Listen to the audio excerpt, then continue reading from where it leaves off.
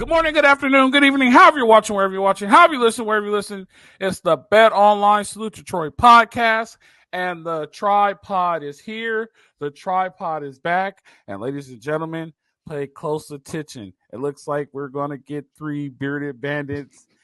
Me and Ryan talked about this. We said Jamal's going to end up growing a beard, and it is coming. The bearded bandits are here. We got Jamal. We got Ryan. And it looks great. Yeah, it's coming in, Jamal. Keep it. Just trim it up. You know what I mean? Thank you. This is sort of 5 days old right here. 5-6 days. You know, that's not bad. Yeah. You're once you make it through that part, you're gonna want to keep it. Yeah. Well, we'll see. Yeah. Yeah. How are you doing? How's life? Your what did they say during COVID? Your new normal. How's your new normal?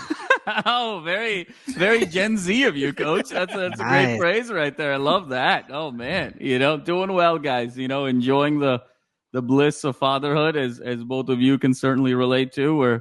We're 7 days in, and first rough night last night. As we talked about. So first night where it was kind of like no sleep last night, but still riding the high. So it's all great stuff. Right, how are you doing? Good, doing well. Try to stay optimistic, but Jamal, that's the first of many rough nights, unfortunately. There it is. I know. It's all good. It's all good. I have some friends that have gotten lucky, and their kids sleep all through the night from like 2 months on. Like I was not that lucky, but hopefully I can be pessimistic, and then it ends up you being that guy that she just sleeps great. So I didn't get lucky until we did the transition. After we did the transition, we made it through the cry it out for 3 days, and then after that, like I say, he'll sleep through the night. He's in bed right now, and he won't wake up until like 5:45, 6 o'clock. And then baby girl, she's actually started to sleep through the night now. So it's time to evict her ass up out of my room. So I can't remember if I told you guys this, but we were screwed because Mia, before she had her heart surgery at like 6 months. So before that, like they said, you can't let her like cry for long periods of time. It's too much stress on her heart. Oh, wow. So we literally couldn't do the cry it out. And so after 6 months of that, then it's like, well, all right, well, I can do whatever I want and get what I want. So then it was just so hard to break her out of that. So we were kind of set up for failure. Things happen. So Jamal, just hang in there. You never know what you're going to get. It's a flip. No, man, I'm excited. She's gone on me a little bit. That's what sort of my parents have said, where she's a very like fussy eater. So she's like a snacker. She doesn't like, so it's just all a little bit of snacking and then a little bit of sleeping. I mean, she might as well be living in Spain right now, but we just got to kind of transition it to more of a U.S. based schedule. So topless and siestas. She's all about topless and siestas. Exactly. You just dabble with the snacks. You take a little afternoon nap. You come back. A little intermittent fasting. So it's all good stuff. Maybe we just need to bring the Spain and Italian lifestyle to the U.S. Maybe it's the opposite. You go. Now see that's the best thing Ryan has said. All year right there. That was it right there. I like that. Good. All right. Well, on to what we're here for instead of being a dad's club. The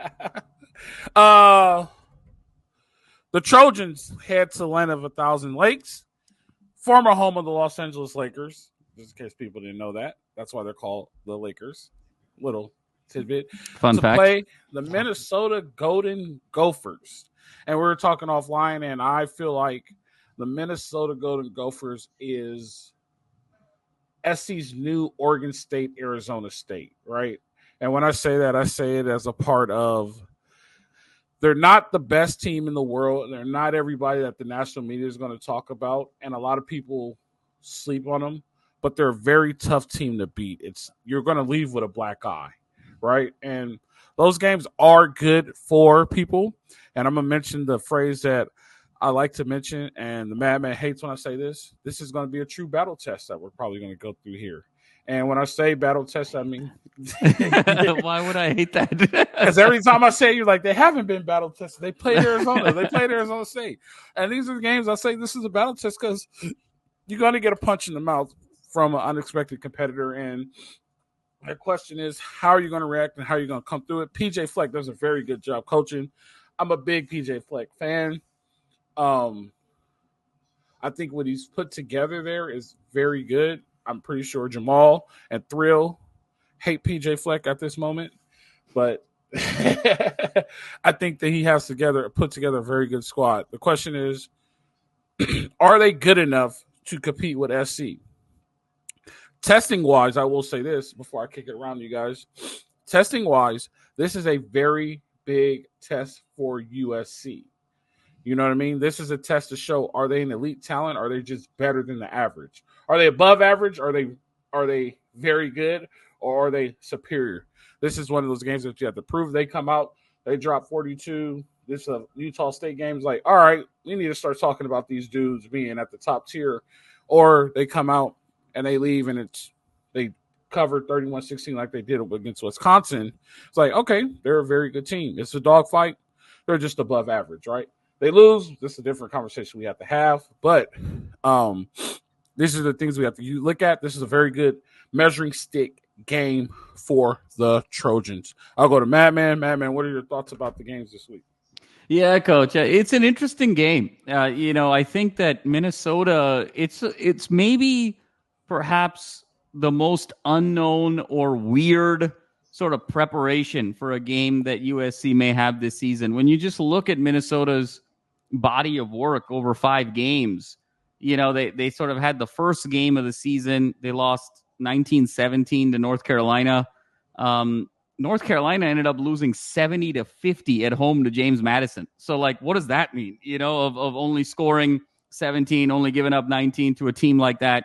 Then they come back. They have 2 games against subpar competition, Nevada, Rhode Island. They have a combined shutout. They go kind of combined 75-0 in those 2 games. So, they did what they were supposed to do. Then they followed that up with a game against Iowa where it was competitive in the first half, and they just kind of got boat raced in the second half of that game and lost 31-14. And then you had this game against Michigan where through 3 quarters it was 24-3, and then they just kind of came to life in that fourth quarter with a couple of drives, and then obviously there was kind of that controversial onside kick at the end. So I don't really know what to make of this team right now through 5 games. It's sort of a combination of some interesting performances, some puzzling performances. And so I think in that regard, it's a dangerous game because you just don't know what you're going to get from this team moving forward. And I think that's where the odds makers have been relatively conservative here at 9.5. I mean, considering that SC was a 15.5 point favorite against Wisconsin, only 9.5 point favorite here against Minnesota. Part of that is going on the road to Minnesota for the first time in over a decade. But I think there's also a little bit of an unknown element to the Golden Gophers that I think, Coach, to your point, makes them dangerous. The 2 things that kind of stand out to me, one is quarterback Max Brosmer. This guy's a senior, 4 or 5 years in the program.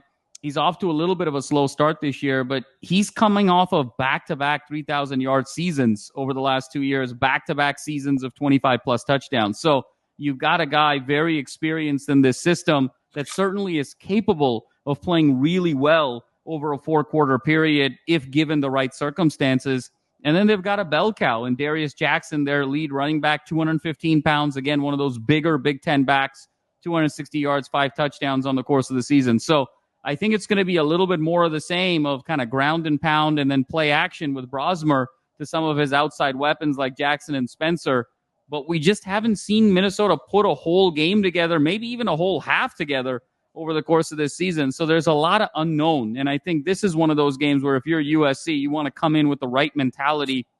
I think it's really important here to establish dominance early. You want to kind of jump out 7-0, 10-0, 14-3, and really kind of set that tone, both offensively and defensively. This is one of those games, I think, if you let them hang around, given that it's on the road, given they're a team that's still finding themselves, you can create a complicated situation for yourself in the second half. So I think that first 15 minutes is going to be critical, and I think that's probably where the emphasis in the coaching is this week.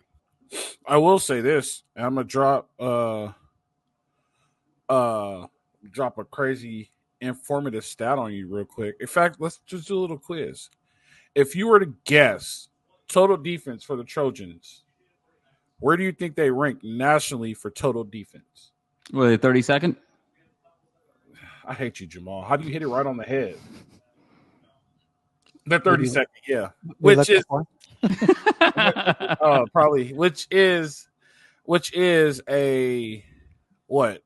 were they in the bottom hundreds last year? Yeah, it was 80 spot improvement from 112 to 32. Yep. And I think they would have been higher due to the Michigan game. Neither here nor there. Ryan, what are your thoughts for this week? Yeah, I'll add 2 points. One, Minnesota's defense, I think, is a solid group. As you know, most USC will face in the Big Ten. They're fifth in total defense. Now, got to look at the competition. You know, they played Rhode Island, they played Nevada, they played North Carolina. They gave up 31 to Iowa, which I don't think anyone thinks is a powerhouse offensive school, but they still are technically the fifth total defense. They got a good defensive front, well coached, and they're always a team that battled. Then they're at home at Huntington Bank Stadium, which ironically I think is like the smallest stadium in the Big Ten. It's like a Pac-12 stadium. It's like Rice-Eccles at 50,000. So not half the size of the Big House, but still a tough road game. So look at the defense. How's the offense going to come out? Got to look at that first half. We talked about it, Coach, on the live. Like you know, SC. It's been awesome seeing the fight, awesome seeing these adjustments in the second half, but can't keep coming out and getting beat badly in the first half. And I don't think Minnesota is quite at the caliber still where they have to worry too much, but you don't want that to be a trend. And then my second point, which I'll get to, is a main reason why. So got to see how this offense plays against this defense off the bat, puts points in the end zones, no turnovers, play clean. And then that alludes me to Minnesota's offense. You know, back-to-back weeks, USC's played really run-heavy offenses in Michigan and Wisconsin. Both Alex Orji and Braden Locke combined for less passing attempts than Max Brosner had last week in their game against Michigan. So clearly Minnesota's going to throw the ball around the yard more. He's obviously a much better passing quarterback than those last two guys I mentioned. So how will this secondary respond when they haven't really had to do much the last 2 weeks? And what's the preparation like from Lynn and Coach Belk and all these coaches of this week of preparation when you're going from focusing so heavy on run stopping to now focusing more on a pass attack? And, you know, that's why they get paid a lot of money and they're good coaches. And these players, why we talked in the offseason, why the secondary, I think, is a strength of this team. So, but it'll just be interesting to watch what that adjustment looks like being so different over the last, you can even go 3 weeks. Utah State with Bryson Barnes is a much more run heavy team, I think, than passing. So, yeah, those 2 points, seeing what the offense does against this top 5 ranked defense in the first half, and then really just looking at how the passing defense looks this week since they haven't really been tested since LSU. When do they leave? Do they leave tomorrow? Probably not. Yeah, probably tomorrow. I hate that. I just had to ask that question, so I just have something to fall back on. I think the adjustments, though, and I kind of noticed this, I think the adjustments is that they have no coaches upstairs, so it's hard for them to adjust during the game. And I know you guys alluded to the iPads, but there's a difference between knowing right now and knowing at the end of a series. You know I mean? It's like as soon as the play's over, they have it. Right, but they're not looking at it as soon as the play is over. They're all standing on the sideline trying to get the next play in. There's only, 45 seconds technically in between plays, and most snaps on average go off between about 20 seconds. So they're not looking at the iPad compared to when you have somebody upstairs and you legit say what happened on that last play. You know what I mean? Like, there's just... those are the things that I just gripe about, that I think that those are bad decisions made. Neither here nor there. The question that comes up is that they're becoming a second half team. And you could argue that Pete Carroll was big on fourth quarter and being a second half team, but the difference is that the dominance that they had in the first two halves, because they were so much better than everybody, there was never needed. The problem with this team is they're still, like Jamal said, Minnesota has a lot of unknowns. I think SC still has a lot of questions that need to be answered. We still do not know what this team is, and we're still trying to figure out what this team is. Is this team better than last year? Yes, we'll say this team is better than last year. Does this team have depth, which was one of the key questions? Yes, this team has depth, but the question is, what is this team? Where does this team go, and how good is this team for real? We'll find out next week when they play Penn State, but we need to figure out now, and like I said earlier, this is one of those things where they need to come out and just destroy them. Like, this is legit a time where they have to come out and they have to legit put everything up against them and put all their guns blazing up against them and set a very, very, very high standard and high precedence. And there's a lot riding on this game when you really think at it. Are they going to jump into the top 10? And like I said, what type of team are they going to be considered? The question is, how much can they handle? How much can they overcome? Because also, like me and Jamal talked about on our last show, a lot of these big teams are giving SC their very best shot in the first half. They're giving every single thing that they have in the first half. So they have to figure out how to overcome that and be very good. And they have to learn how to adjust on the fly because everybody's watching now. They're no longer hiding on the West Coast. Everybody's watching. So these are the kind of things that they look for. Ryan, you're muted. You're doing something. Jamal, you got anything on that? No, Coach. I mean, I think it's a really good point. To Ryan's point, it's such a statistical anomaly, right, Ryan? I mean, that they're top 5 in total defense when they haven't won a Power 5 game yet this year, right? Like they're 2-3 on the season. Both their wins against non-Power 5 competition, they really were able to sort of stat pad in both of those games, both on the offensive and defensive side. So you don't really know what you have with this group, and so I think. To that point, Coach, it's really important to take care of your business because, look, the last thing you want is a competitive game going into the second half, third quarter, fourth quarter, and you get an unnecessary injury, right? God forbid. And you're sort of heading into that Penn State game, which I think that Penn State game is going to be so massive for SC season this year in terms of just trajectory, in terms of is this a viable playoff team or not? Because I think, Coach, like we talked about a couple days ago, I think when we look back on things, I don't know if that Michigan loss is going to be a good loss. I think when we sort of look back on it, we're going to see kind of an 8-4 Michigan team. It's going to be kind of a mediocre loss. And similarly, I don't know where LSU ends up either. They've got a marquee game this week against Ole Miss, so we'll sort of have an eye on that. They still got to play Bama. They've got some tough games. You could be looking at a situation where both LSU and Michigan end up 8-4. And so as a result of that, this Penn State game coming up next week, this is the entirety of the resume in so many ways to sort of be able to justify a playoff berth. So given that, hopefully they're coming in with the right disposition to say, let's finish this early so then we can start focusing on Penn State. And B, let's not do anything more than what is necessary from an execution standpoint. You want to have everyone healthy and ready to go for that following week. So I think in that regard, this is really going to be a test more of kind of coaching and preparation is what I'm really looking for. Go ahead, Ryan. Yeah, well, and just to add to that defensively, in terms of injury, like no updates on Gentry or Akili Arnold. It feels, if I'm just going off of vibe, it feels like Gentry will be out this game. Yeah, I think so too. Which, again, you never want to sleep on an opponent, but it was probably, if he's even close, it's probably wise to save him for that, which, again, we're getting way ahead of ourselves. And then Arnold, I think, is trending more towards playing. And then same with Makai Lemon, no real update on him as he's kind of going through the concussion stuff. So some big names that might miss this game, which obviously is opportunity for other players. And it tests that depth that you mentioned, Coach. I think at linebacker, they've shown some good stuff, obviously with the 3, but if Gentry's not in there, probably be one of the young guys. Cause remember now Rayshawn Davis is deciding to redshirt and come back.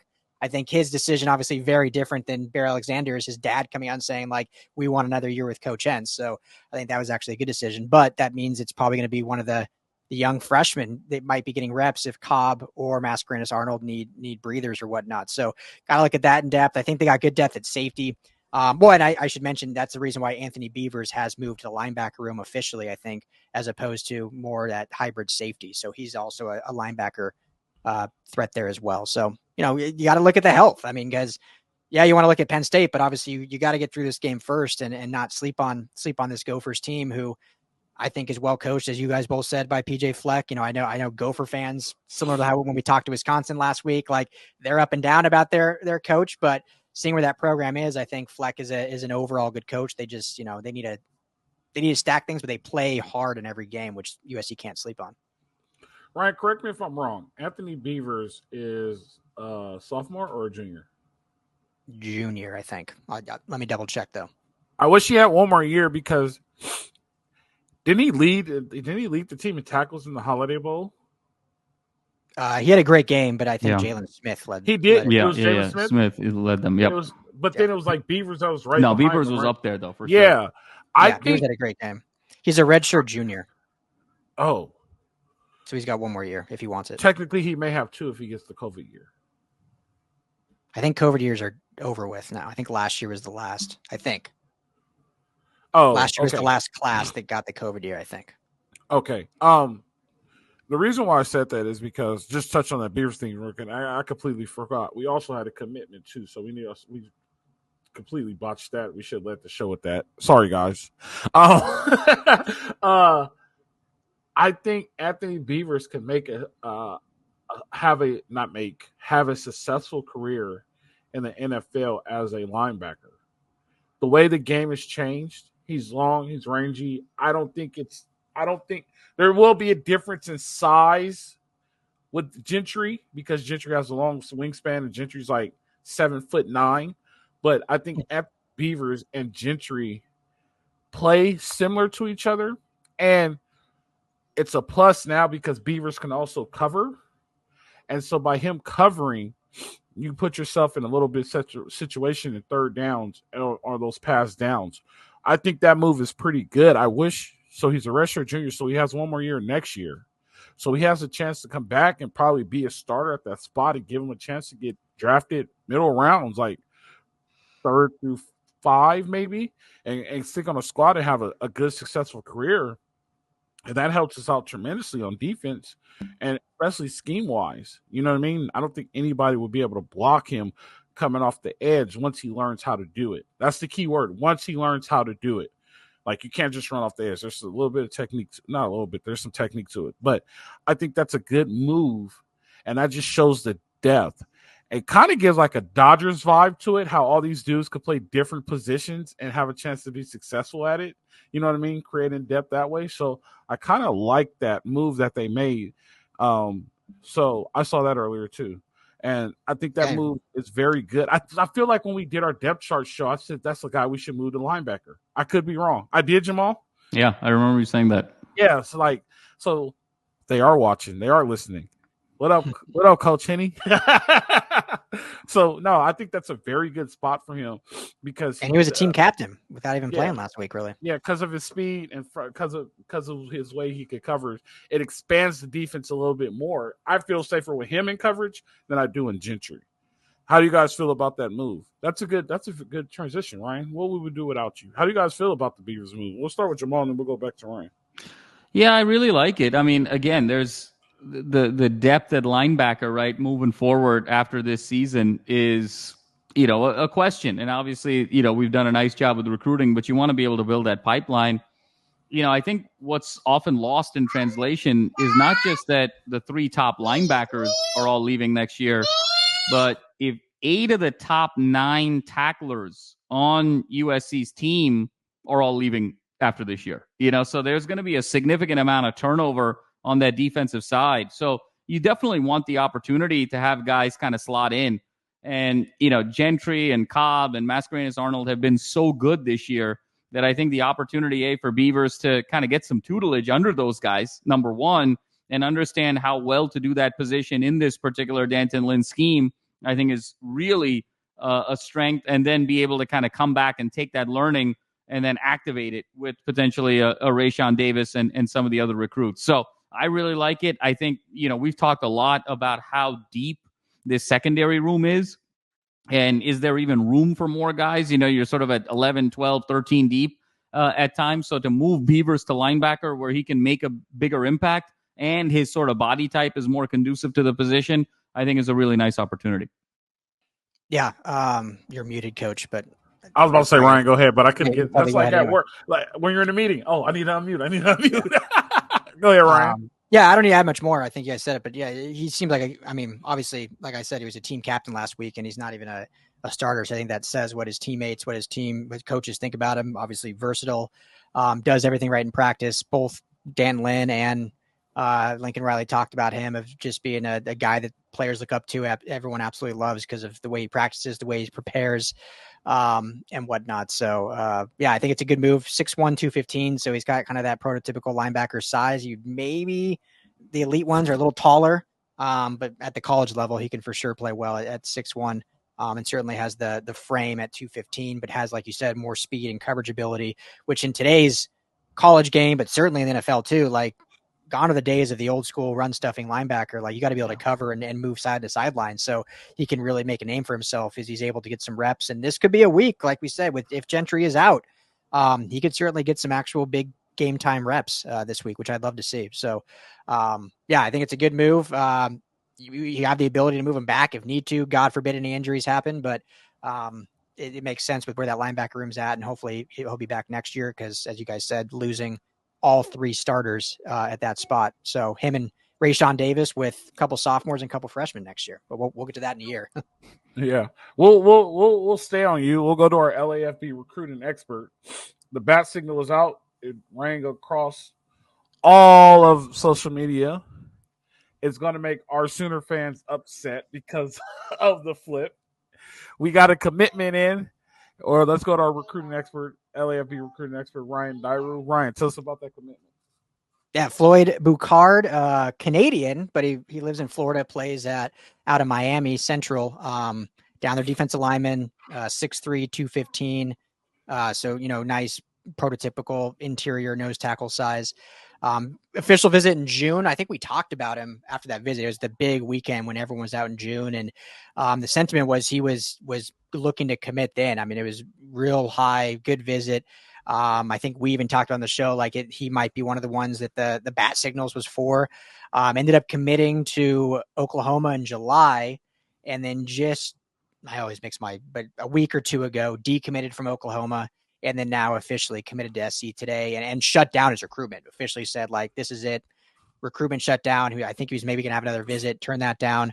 And I thought the one interesting thing that I read, and certainly Coach Henne deserves credit. He brought up Coach Henne, got to know him well, excited to play for him. He coached, Aaron Donald. Like, he said all the things that everyone kind of says about him and loves him. But he really pointed to his relationship with Lincoln Riley over recruiting and said he talked to Lincoln Riley the most of all the coaches almost every day.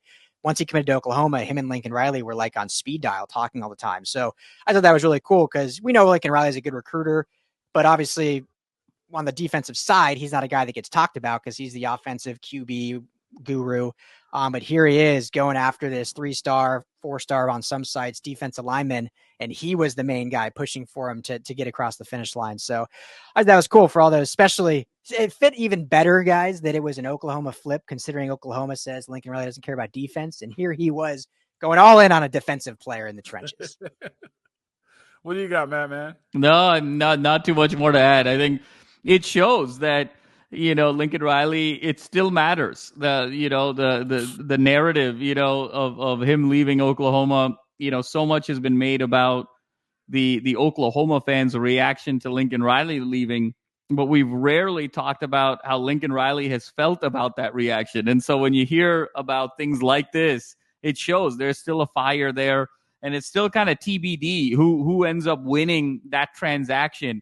And so certainly Lincoln Riley wants to be on the upper hand there. But I think, Boucard's a great get. I think at, 305 at this stage in his career and at his age is really significant. You want to be able to have that girth on the interior, and then you kind of shape him with strength and conditioning as we've seen over the last 12 months. So again, it's about being stout on that defensive line.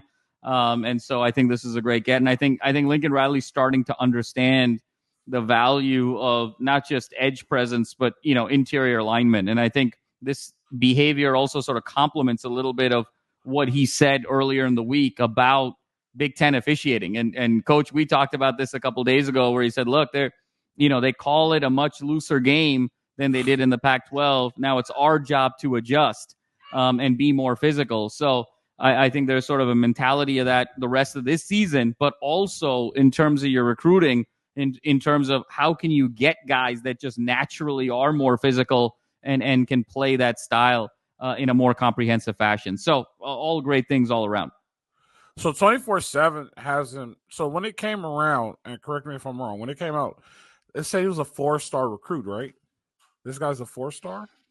I think he's 3 on some, 4 on some. Yeah, so they got him. I know Rivals has him at 4. Yeah. Okay, so 24/7 has him as 3, and they have him at 315. So his weight is truly about 310, 307. It's one of those things. all these things. The thing I like about him is he's come from Miami Central High School, and the good thing about that is the rumor is when you go to public school in Miami, you don't get the coach and just roll the ball out there and play. But all those dudes have great athletic ability, right? I looked at his film, and that dude has a burst, and that dude is pretty good, and looks like he's very well coached. He looks like he's already very fluid with his hands. That's a plus. They haven't playing deep. That's the only worry I have. They haven't playing on the edge on the highlight films that I saw, and it's a little bit different inside. It's pretty loud inside. You know what I mean? Like, he's just bigger and better than everybody, so he's able to play the edge, but you're not bigger and better than everybody when you go up there at the beginning. You're not bigger and better than everybody, but you will become bigger and better. So more depth, like you said, on the defense line. Another recruit in the books that's to make the defense better and make the team better. Let's flip it back over to Minnesota. We covered that stuff. I wanted to talk to you guys real quick. We'll wrap it up with this, and then we'll get score predictions, and we'll get out of here. Jamal got to get some rest. I want to talk to you about, what do you think the defense? We're not going to look at the number 5 rank, but Wisconsin's defense wasn't that great, but they still were able to give the Trojans' offensive line some fits. I'm going to chop it up to a lack of experience. And now that I'm looking at it, I feel like this offensive line of being really good is about next year, 2 years away. 2 years away, this offensive line could be really good. That'll be with Julian Lewis. These dudes will be juniors. And we'll have sophomores who no, I don't know. 2 years away. We'll just put it like that. I don't have time to do all the math in my hand. But do you think that Minnesota is good enough up front to put Miller Moss under duress, which our good Ryan Dyru put out a tweet last week. Not last week, this week. He retweeted it. Michigan game, he was under pressure 57% of the time. And then against Wisconsin, it went down to 29%. I don't know if I tweet. Well, yeah, something like that. You yeah. retweeted that. Okay. Yeah, it was half. Yeah. Yeah, so there is some improvement, but I also think it's because Lincoln Riley is spreading out a little bit more, so it keeps him from being under duress. But do you think that this defensive line is good enough to keep Miller Moss under duress, or do you think the problem is fixed, or we won't see it this week? Go ahead, Matt, man. You know, Coach, it's an interesting question. I would sort of flip it in the sense that, to your point of, what do we really have at USC? I think we're going to feel really good about this game walking away from Minnesota and thinking of this team more from a contention standpoint, not necessarily how much Miller Moss is on his back or not, which obviously is important every game. This is a Woody Marks game for me, because I think that at 334 yards on the season, Marks has had some flashes. 4 games, he's at 200 yards out of the 4. But really, it's kind of been 100-yard game because, he finished with exactly 100 against Michigan, and one run was 65 yards, and then he was kind of 12 for 35 and all the other carries. So this is a game to me, Coach, where I want to see Woody Marks go over 100 yards rushing. That's what would tell me that this offensive line is starting to grow and progress. Because if the conversation is around, hey, how well did this offensive line protect Miller Moss? And that's what's going to be the determinant in this game. There's kind of an implication there that SC wasn't able to run the ball very effectively. And it was a little bit more one-dimensional. So to me, success in this game is not just keeping Miller Moss upright, but I'm looking for balance here. I'm looking for a game where you've got Miller Moss in that 26 to 30 attempts. And I think you're running the ball 25 to 30 times. And I think if you're able to do that, I think that's mission accomplished for this offensive line and gives us a lot of hope going against the likes of the Penn States and the Notre Dames down the line. But if this is swaying to Miller Moss having another kind of 40-plus attempt game and you're sort of under 20 attempts on the ground, that to me is a little bit of a cause for concern because it shows that offensive line isn't necessarily opening up the holes for the run game, and we're forced to throw more than we want. So I'm looking at balance as really the heuristic for success with the offensive line this week. What do you think, Ryan? Yeah, I mean, I'll just piggyback off that because if you look at, again, we know that this top 5 ranking is a little bit of a misnomer, but when you just look at what they're better at, their pass defense versus their rush defense. I mean, you look at the 4 teams ahead of them. Tennessee has allowed 50 yards rushing per game. Ohio State 61, Missouri 91, Penn State, who USC has next week 72, Minnesota 130 on the ground. So clearly their strength is in their pass defense and their weakness is in their rush defense. So I think that shows that SC should be able to do a bit more damage on the ground. And if they can't, then that's where, like Jamal's saying, that assessment of like, okay, is this really a team that can rush as it's constructed right now, or is this a bigger issue? And not saying Minnesota can't have a good rush defensive game, but that's what they need to attack because, they're going to be tough sledding against some of the other teams. And so if they can attack that against Minnesota, it'll free things up for the play action of Miller Moss and not put so much pressure on him. And because he has taken hits to the head, you would like to see some pressure off that. So yeah, I'd love to see Woody Marks. Quinten Joyner's look fantastic. He's more of a bit more of a bruiser, and the biggest bruiser, Brian Jackson, the true freshman. So if they can get all 3 of those guys involved, and if this offensive line can get some push and create some holes like they did at times against Wisconsin, it wasn't all 60 minutes, but at times they did look good in the run game. That would be, I think, ideal and what the game plan that we want to see. Yeah, I'm looking up an interesting stat here. I'm opening drives on offense, which is very unique to a Lincoln Riley offense. So LSU, they had a punt, settle for a field goal with Utah State. Michigan, they punt, and a touchdown with Wisconsin last week. So they've only scored 9 points in 4 games on their opening drives, compared to probably that would have been 28 points in prior seasons, give or take, with Lincoln Riley's offense. It's just the adjustment I guess we're going through. But I don't know. I think Jamal's calling out Woody Marks because we got that little competition going, saying who's the better transfer running back, and he's big on Marshawn Lloyd. I'm a Woody Marks guy. But you're right though. The run game needs to be established. And he's trying to prove that he can establish a run game. So if they're trying to establish a running game, they do need to do a lot better in establishing the run game. The problem is that he abandons it so fast when it doesn't work that I do think this about Woody. I think Woody he gets stronger as the game goes along, and he never gets into a rhythm. And Lincoln Riley, in this learning process, needs to figure out how to get the running back into a rhythm for him to really go. You know what I mean? And I could be wrong. I didn't really dig deep into numbers, and maybe I should before I say that. But from what I see, I should say it in this way. From what I see, they don't really get into a rhythm. They'll get two runs, and all of a sudden they'll pass for 5 and then want to start running again. Like they never get that flow going. And so those things kind of change it. And I know before you say it, Ryan, we know that the screen game and those flat routes are an addition to the run game, but I'm just talking pure handoffs, pure power, pure inside zone. Those types of things really need to be taken care of. So, yeah, we'll see. Let's give Woody 135 yards, and so I can be like, Jamal, I think Woody's coming for your boy Marshawn Lloyd. Yeah, that'd be great. That'd be great.